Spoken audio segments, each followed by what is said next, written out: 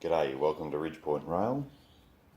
This is a quick video on how to install the Z21 on your smart tablet or device. So here I have a prepaid tablet. I'll just unlock it. It's got face recognition, it beat me to it. That's fantastic.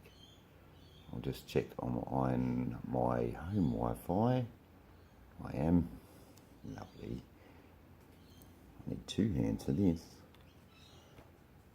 Go to your appropriate store, which is either the Play Store or the Apple Store, and search for the Z21 app. Z21. Now you'll get two. This is the older one and this is the new one. We'll use the new one. It's about 80 megabytes in size.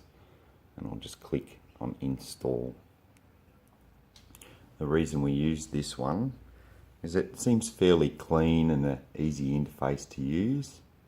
It also has a lovely file transfer over Wi-Fi, so if a friend comes over you can actually send him all your trains and your layout. So if you've got pre-configured switches and that laid out on a map inside the app, you can mail it to him and he can run your trains. And then just by selecting the layout that you send to him. We'll check that out in another video. Okay. It's installing. I've got a little Loco here. Down here I'm going to take a photo of later to add a Loco. Okay. Now, in the default app, when you run a train, forward is always this way. So if I take a picture of my Loco facing this way, forward orientation will make sense if I put that there, because they're little arrows next to the train. We'll see that in a minute and you'll see why I turned that around. Okay, I'll wake this guy up.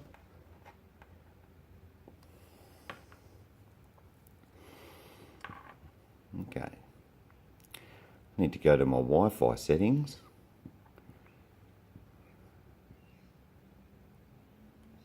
Wireless and networks, Wi-Fi. There's my DR-5000 and I'll connect to that network. The default password for pre-configured DR-5000 is 1, 2, 3, 4, 5, 6, 7, 8, and then hit connect. Okay, there's mine. Some might say DR-5000 serial, but I always customize them and rename the Wi-Fi. I'll close that. Now find our Z21.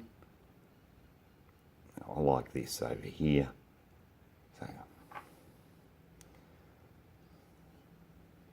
It's opening for the first time. The first time it opens will always be a little bit longer. Okay. The Z1 status button, or the Z1 button as the app refers to, is that little stop icon up here on the top right of the screen next to the Z21. You can use it as a stop command or an all off command. I prefer the all off or track power off command. I'll show you how to set that up too. I'll just close this. At the moment, this is grey. It means I'm not connected. But my Wi-Fi is connected. I must have to change something. Go into the settings down here. And in here, the Z21 settings, which is the second down. I notice this IP address doesn't look right. So, I'm going to go and get rid of the 0, all back to the 0. And I need to add 16 dot, it always puts a space in there for me, 254. So that's 192.168.16.254, and then hit the enter key. Now if I hit reconnect to Z21, something happened. Connected. You are now connected to your Z21 digital center. well, not really, I'm connected to my Digikeijs DR-5000. I'll close this here. Now, I have the blue light, which is the connected and track power indicator. That's up there. I'm going to pop here. Now, just one more setting before we leave this screen. Go to the app settings up the top. Here, scroll down until you see the action when pressing the Z21 button is voltage off. This will become an emergency stop if I turn that to voltage off.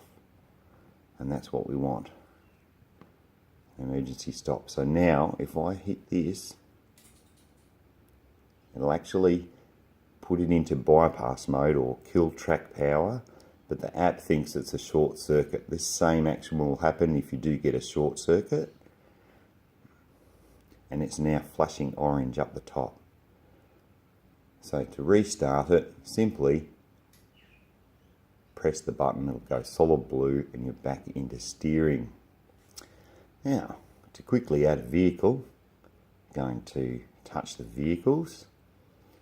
There's all these ones here that I don't own. They must have come with the app. To remove them, slide them to the side, press delete. You can go through and do that with all of them if you like. There's only 9 or something in there, but we'll skip that for now and we'll move straight on to adding a Loco. Press the plus button down the bottom of the app here. Okay, I'm going to add a Loco. There we go. Now my Loco is pre-configured and I have 255. Hit return. This prompts you to program it. Mine's pre-programmed, so I'm just going to exit out of there, but you can go to program on main or program track. As mine's configured, I'll cancel. Now, go into the Loco name.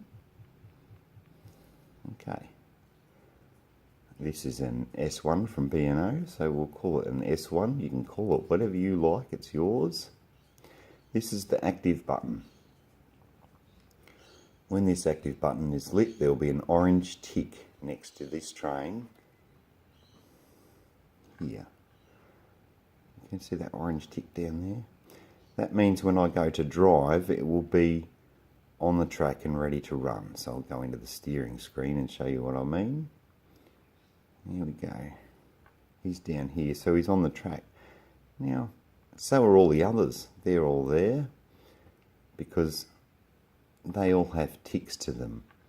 So you can make them inactive or on the shelf. Just remove that active button and the tick will go away. So I'll do this with all of those because they were all there.